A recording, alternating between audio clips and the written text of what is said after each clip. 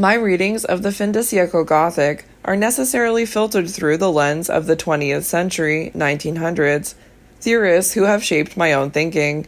It is indeed unlikely that the genre's preoccupation with abhumanness would have been thrown so sharply into relief for me without benefit of a variety of recent insights, structuralist, deconstructionist, psychoanalytical, postmodernist, into human symbolic orders and the liminal entities which trouble them. This preoccupation did exist nonetheless. The end-of-century Gothic explored the parameters of abhuman, or even posthuman, identities in terms surprisingly compatible with those of many theorists closer to our own fin de siècle than the last. Thus, in considering late Victorian representations of the abhuman, I have drawn freely from such models as Mary Douglas' account of abomination, or Christeva's of abjection, which, among other things, work to account for the seemingly excessive affect which liminal entities can elicit. This is not to imply that 20th century, 1900s, theorists are in any way supra-historical authorities on the historically specific materials under consideration here, but they do provide useful and provocative lines of departure. Christeva's Powers of Horror, an essay on abjection, for instance, describes a human subject who struggles both to engage with and disengage itself from the inescapable fact of its own materiality. Within the Christevan scenario, the sometimes anguished ambivalence about the prospect of human embodiedness is set forth as universal, the inevitable product of infantile experience. But one may historicize the essay on abjection itself by placing it on a continuum with other anguished responses to the particular brand of materialism that arose in the 19th century. Or to put it in somewhat different terms, Christeva's revisionist psychoanalytical model of the subject, liminally human, fragmented, thing-like, convulsed with symptoms, could not have been conceived without benefit of fin de siècle models of the abhuman subject, drawn from both pre- and proto-Freudian psychology and a constellation of evolutionist discourses. Or to put it in different terms still, a juxtaposition of Christeva and Hodgson, of the abject and the abhuman, is of benefit to both. Metaphysical estrangement.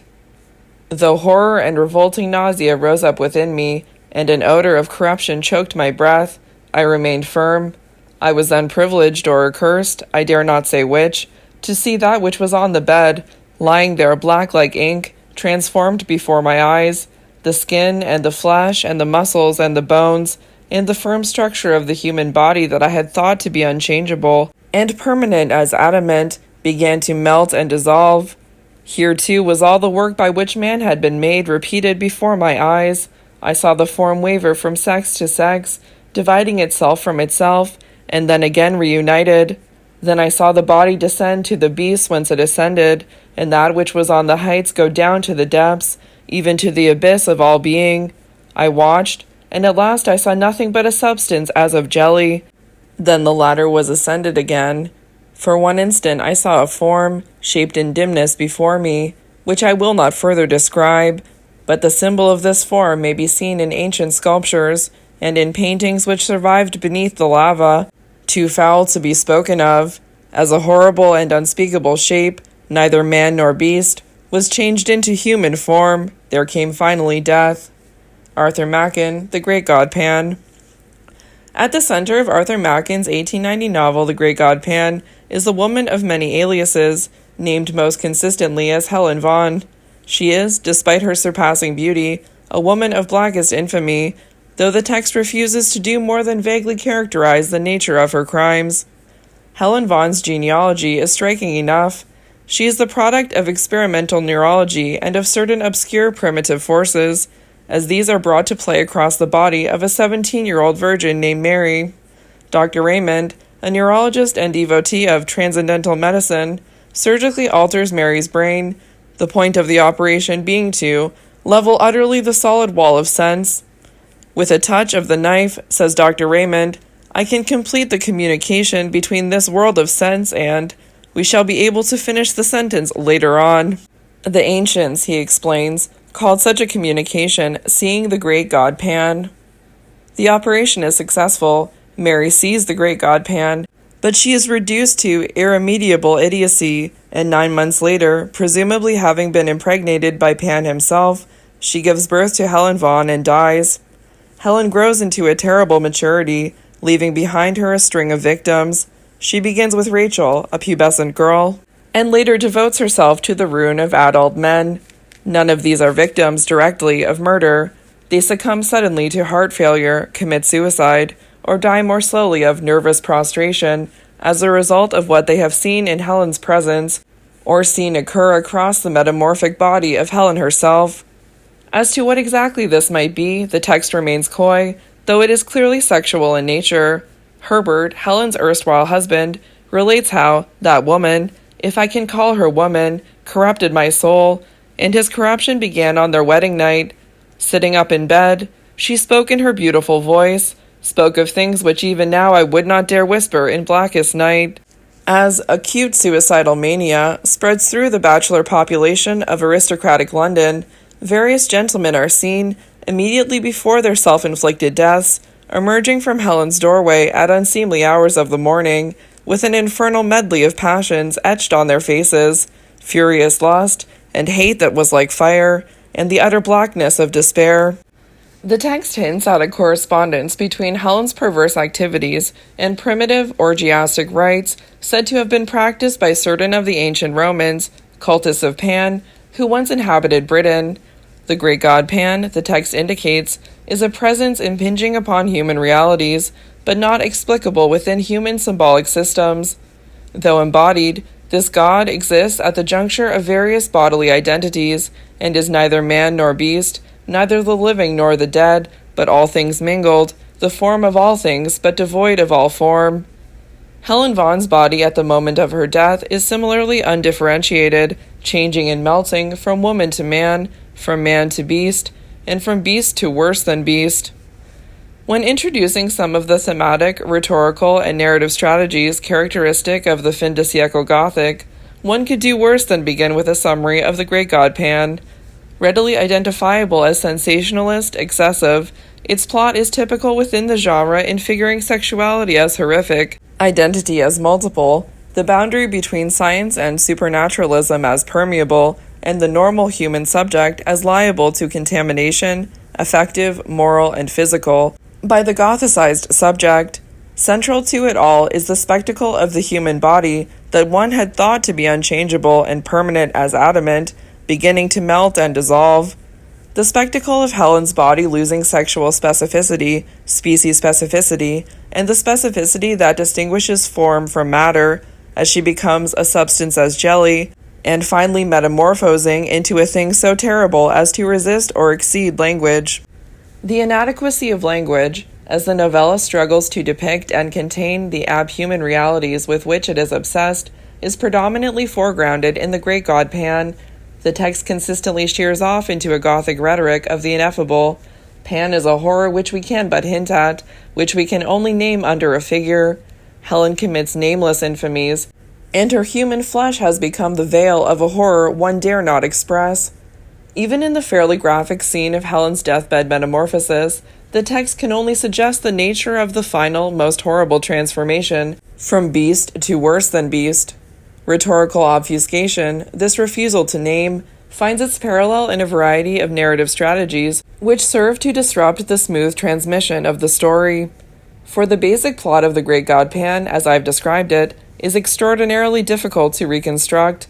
Events are offered in no chronological sequence. Instead, the novella takes sporadically the viewpoint of one of three men, Villiers, Clark, and Austen, as they move randomly into contact with various of Helen Vaughn's victims. The plot further unfolds through a series of interpolated narratives, manuscripts, letters, medical reports, a collection of sketches by an artist participant in Helen Vaughn's orgies, which help unravel the central mysteries of the text to Villiers, Clark, and Austen, but are interrupted at the climactic moment as they're being read aloud, or are even withheld entirely from the reader. Remarkable in its own way, the great god Pan nonetheless bears striking similarities to a broad range of texts written at the turn of the century. The strategies it practices may be seen as conventions of the fin de siècle Gothic, which I will summarize as follows. The plot which the genre reiterates is that of the becoming abhuman of the human subject, with abhumanness theorized in the registers of bodily, subjective, and sexual identity. But the genre is profoundly ambivalent towards its own object of obsession. As a result, it works to develop narrative strategies which enable a simultaneous engagement with and revulsion from its topic, strategies whereby to multiply and aggravate instances of abhumanness, but also to exclude them. And finally, human mutability is figured in terms both supernaturalist and scientific. The fin de siècle Gothic, in fact, deliberately confuses the two modes, as I will discuss in the pages below. The fantastic. When Dracula's Jonathan Harker recovers from his terrible experiences in Transylvania, he doubts his own sanity. I have had a great shock, and I do not know if it was all real or the dreaming of a madman. You know I have had brain fever, and that is to be mad. The captain of the Demeter, the ship that transports Dracula to England, at first refuses to believe there is a vampire on board. He blames the disappearance of his crew on his officer, who babbles about apparitions. He is mad, stark, raving mad. It was this madman who had got rid of the men one by one. Even after the third blood transfusion to the vampirized Lucy, Seward cannot accept the explanation of her illness that is staring him in the face. What does it all mean? I am beginning to wonder if my long habit of life amongst the insane is beginning to tell upon my own brain. The unnerving possibility of one's own madness is preferable to the still more unnerving one of supernatural agency disrupting known familiar realities. These moments of refusal identify Dracula as an instance of Todorov's transhistorical genre, the fantastic.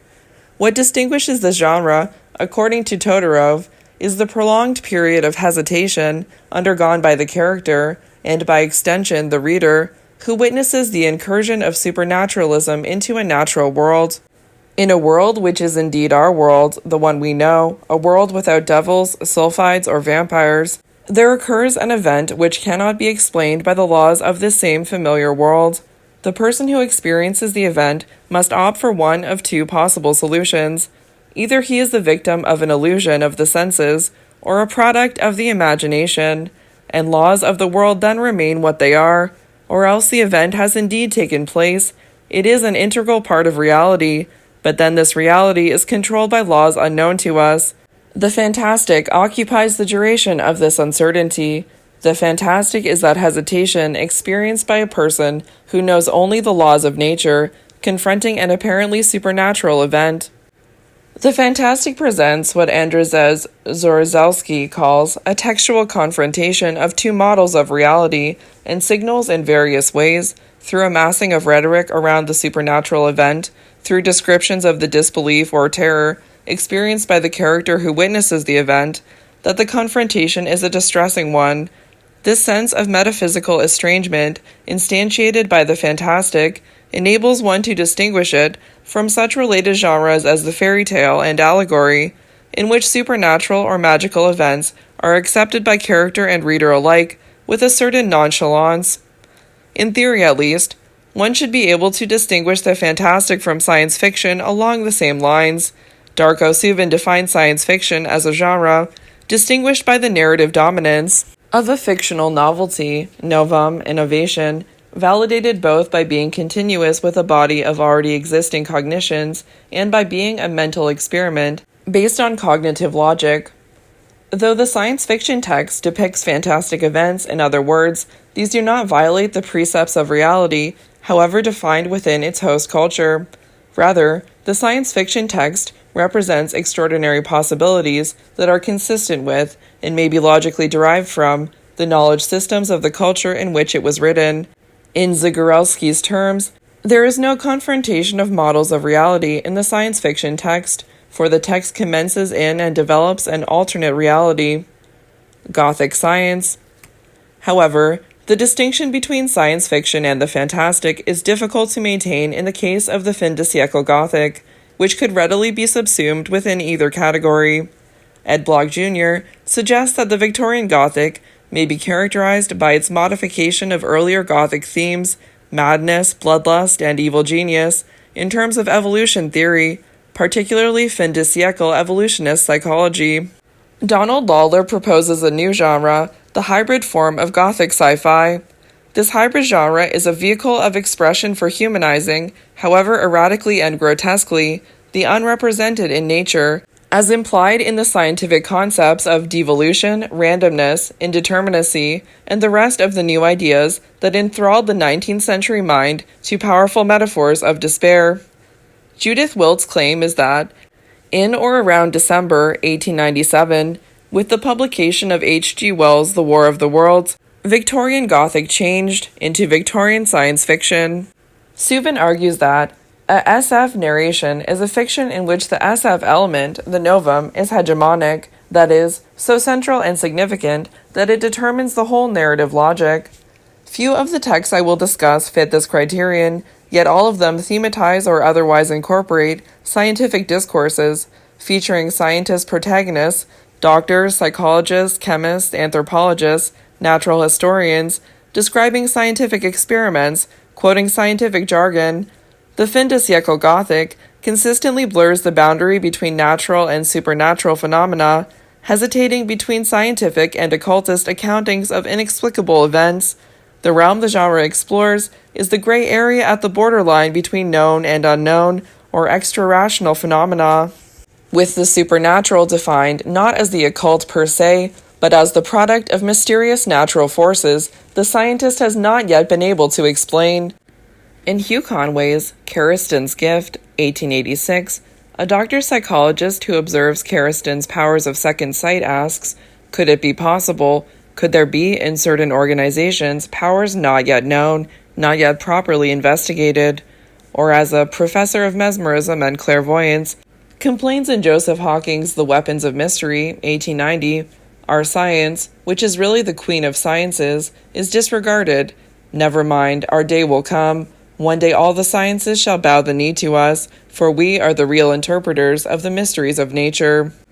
Occasionally these works simply debunk the supernatural in the Gothic tradition of Anne Radcliffe. In Sheridan Le Fanu's 1886 Green Tea, for example, the German physician Martin Hesselus explains how a patient's eerie visitations were caused by psychological stress and too much caffeine, but more often, they feature a scientist or physician who regards the so-called occult with a certain proprietary interest.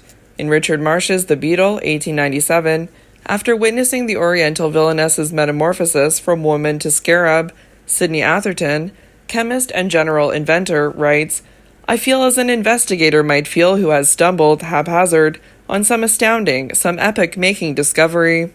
Supernatural phenomena are presented here as forces that might very well be accessible to scientific inquiry, that might be circumscribed within the realm of natural phenomena and controlled by human agency. The charlatan is always the pioneer, says a character in Conan Doyle's The Leather Funnel. From the astrologer came the astronomer, from the alchemist the chemist, from the mesmerist the experimental psychologist.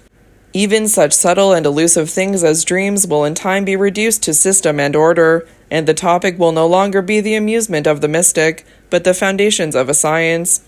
Scientific explanations of seemingly occult phenomena offered by the Gothic range from the imprecise to the highly detailed. Jekyll's Full Statement of the Case, which concludes Robert Louis Stevenson's Dr. Jekyll and Mr. Hyde, 1886, is vague in the extreme. Enough, then, that I not only recognized my natural body for the mere effulgence of certain of the powers that made up my spirit, but managed to compound a drug by which these powers should be dethroned from their supremacy, and a second form and countenance substituted. Jekyll does not describe the chemical makeup of the compound, nor the means by which it wrought his transformation into Hyde, only mentioning that the impurity of a certain salt was what lent efficacy to the draught. Wells' Dr. Moreau, on the other hand, spends several pages elaborating the vivisectionist and other methods by which he transforms animals into beast men.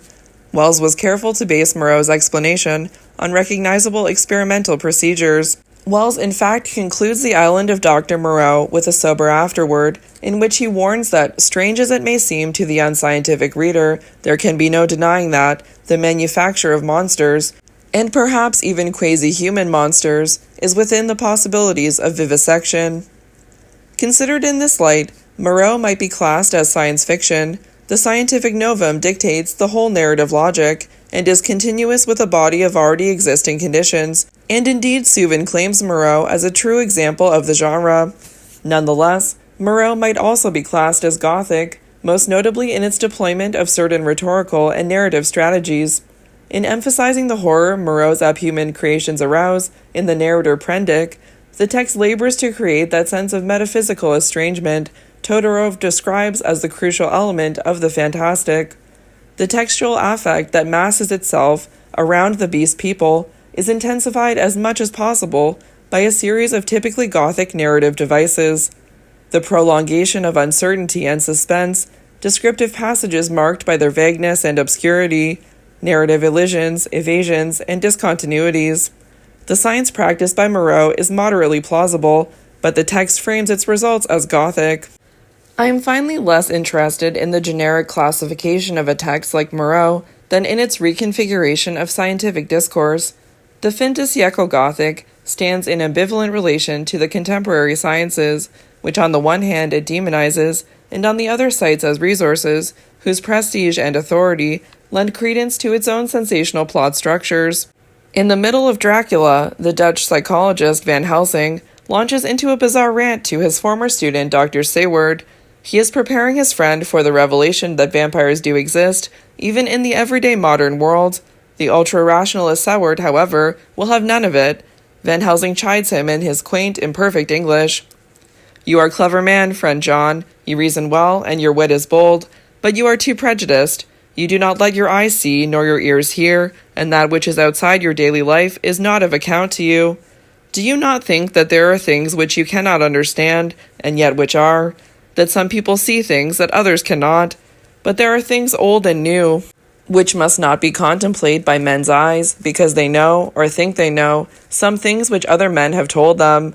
Ah, it is the fault of our science that it wants to explain all, and if it explain not, then it says there is nothing to explain.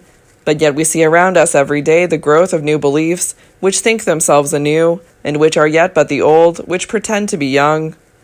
Science, in other words, is only now catching up with seemingly supernatural phenomena which have been around for centuries. The scientist dismisses what he cannot explain, but these phenomena persist nonetheless. Seward rejects theories of corporeal transference, materialization, astral bodies, and the reading of thought, but accepts hypnotism because Charcot has proved that pretty well. Van Helsing points out Seward's contradictory reasoning. He cannot follow the mind of the great Charcot into the soul of the patient that he influenced, yet he is willing to accept the hypnotism and reject the thought reading. Once one allows for hypnotism, invoked here as the most plausible of all the fringe sciences then in vogue, one opens the door to all sorts of seeming improbabilities. Van Helsing then describes science itself as a cult. "Let me tell you, my friend, that there are things done today in electrical science which would have been deemed unholy by the very men who discovered electricity, who would themselves not so long before have been burned as wizards. There are always mysteries in life." He concludes with a hodgepodge of such mysteries: Methuselah's longevity, life and death in general, human criminality, the great age of a famous Spanish spider and of tortoises, elephants, parrots, the vampire bat of the Pampas, the awakening from seeming burials alive by Indian fakirs. Seward is understandably bewildered, but he acknowledges the point of Van Helsing's lesson. "Then you want me not to let some previous conviction injure the receptivity of my mind with regard to some strange matter." In this chapter we see Seward's hesitation overcome. He is finally prepared to modify his rationalist worldview by accepting the extra-rational possibilities exemplified by Dracula. The reader, however, stands in an odd position to Seward, for the reader has happily acknowledged the existence of vampires as early as Chapter 2. Todorov's assertion that the hesitation or uncertainty of textual characters guides the readers, that the sense of metaphysical estrangement experienced by the one is experienced by the other, clearly does not pertain here. What happens instead is that as Seward is educated out of purist rationalism, the reader is educated into a more rationalist accounting of phenomena like vampirism. Both Seward and reader are trained into an understanding of the permeable boundaries between science and occultism, between natural phenomena and monstrous ones. Science is Gothicized, and Gothicity is rendered scientifically plausible. Dracula finally will not choose between the two competing models. The Count is a vampire, but he is also a criminal and of criminal type. Nordau and Lombroso would so classify him. And by analyzing the child brain of Dracula, the psychologist Van Helsing is able to predict and thwart his movements. Hypnotism is both an occult practice associated with vampiric seduction and a scientific practice sanctioned by the actual figure of Charcot, under whom the fictional Van Helsing was a student. Psychology is represented simultaneously as an antidote to magic, an alternate form of magic, and finally, a magical new discourse by which to comprehend irrational behavior. The most important point here is that the topics pursued by 19th century science were often as Gothic as those found within any novel. Criminal hypnosis is a case in point, as is the criminal anthropological theory of the atavist, whose body was a compendium of human and not human morphic traits. Models of the abhuman subject, generated by psychology in the first case, and revisionary Darwinism in the second, conflict with traditional understandings of the unitary and stable human subject, calling to mind Zagorowski's assertion that the fantastic text stages a confrontation of two models of reality. Scientific discourses themselves occasion a sense of metaphysical estrangement in their popular readership, as they reconfigure the known world. In the Gothic which emerges in opportunistic relation to these discourses, that moment of convulsion is made visible.